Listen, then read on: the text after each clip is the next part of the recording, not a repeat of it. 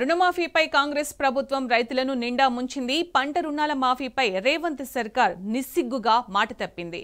చెప్పింది కొండంతా, చేసింది గోరంతా. 40,000 కోట్ల రూపాయల రుణమాఫీ చేస్తామని అసెంబ్లీ ఎన్నికల ముందు ప్రకటించిన కాంగ్రెస్ పార్లమెంటు ఎన్నికల నాటికి పంట రుణాల మాఫీని 31,000 కోట్లకు తగ్గించింది. కానీ ఇప్పుడు చేసింది మాత్రం 17,000 కోట్లే. రుణమాఫీలో కోతలు పెట్టడంలో కాంగ్రెస్ సర్కారుపై రైతాంగం ఆగ్రహం వ్యక్తం చేస్తున్నారు. అన్నదాతలను హస్తం ప్రభుత్వం మోసం చేసిందని మండిపడుతున్నారు.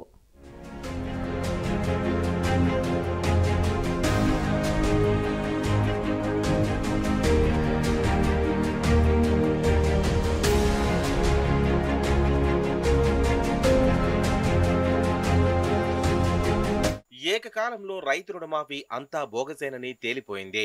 అసెంబ్లీ ఎన్నికలకు ముందు డిసెంబర్ 9 కల్లా రుణమాఫీ చేస్తామన్నారు. ఆ తర్వాత మాఫీపై మాటలు, తేదీలు మారుతూ వచ్చాయి.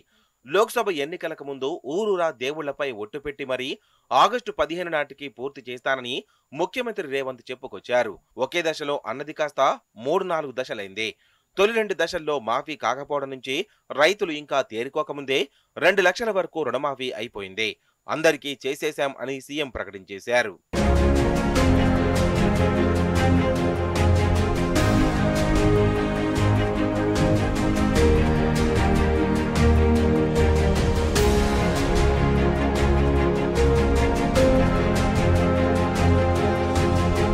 మొత్తం 32.5 లక్షల మంది రైతులకు రుణమాఫీ చేస్తామన్నారు.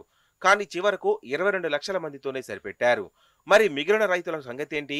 31,000 కోట్లు మాఫీ చేస్తామని ప్రభుత్వం ప్రకటించింది. కానీ చేసింది 17,869 కోట్లే. సగం నిధులు ఖర్చు కాకుండా మాఫీ ఎట్లా పూర్తయ్యాయని ప్రజలు ప్రశ్నిస్తున్నారు. అర్హతలున్నా కొంతమందికి రుణమాఫీ కాలేదని సీఎం స్వయంగా చెప్పుకొచ్చారు. కానీ వాళ్లు కలెక్టరేట్ కౌంటర్లో దరఖాస్తు చేసుకోవచ్చని తెలిపారు. అంటే సాగు పనులన్నీ మానుకొని సర్కారీ దప్తర్ల చుట్టూ దరఖాస్తులు పట్టుకుని తిరిగే సందర్భం ప్రజాపాలనతో రైతన్నలకు దక్కడం ఇది కాంగ్రెస్ గ్యారంటీ.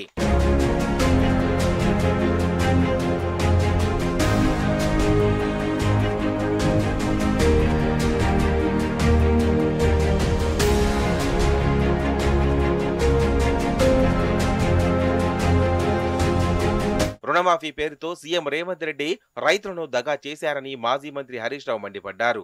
నోటికొచ్చినట్లు దిగజారుడు భాషలో బీఆర్ఎస్ ను తిడితేనో, తెచ్చిపెట్టుకున్న ఆవేశంతో రంకెలు వేస్తేనో అబద్ధాలు నిజాలు అయిపోవని అన్నారు. రేవంత్ రెడ్డి రైతు ద్రోహానికే కాదు దైవ ద్రోహానికి పాల్పడ్డారని మండిపడ్డారు. ఆగస్టు 15 నాటికి రాష్ట్రంలోని రైతులకు 31,000 కోట్ల రుణమాఫీ చేస్తామని ఊదరగొట్టి అందులో 9,000 కోట్ల కోతపెట్టిన ఘనుడు రేవంత్ రెడ్డి అని ధ్వజమెత్తారు. రేవంత్ రెడ్డి సీఎంలా ప్రవర్తించడం లేదనే విషయాన్ని ప్రతి సందర్భంలోనూ నిరూపించుకుంటున్నారని ఎద్దేవా చేశారు.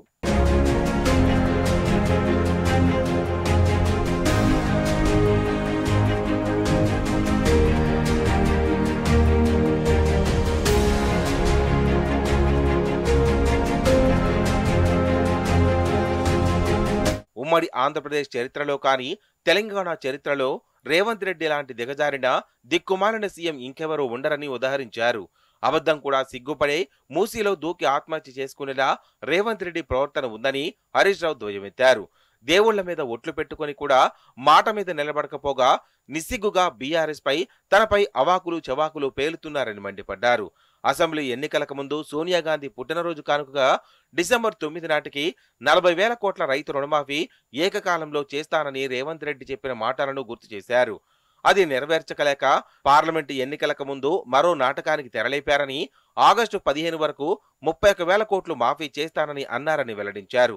అసెంబ్లీ ఎన్నికల నుంచి పార్లమెంటు ఎన్నికల సమయానికి 9,000 కోట్లను కోతపెట్టిన చరిత్ర రేవంత్ రెడ్డిదని హరీష్ రావు నిప్పులు చెరిగారు.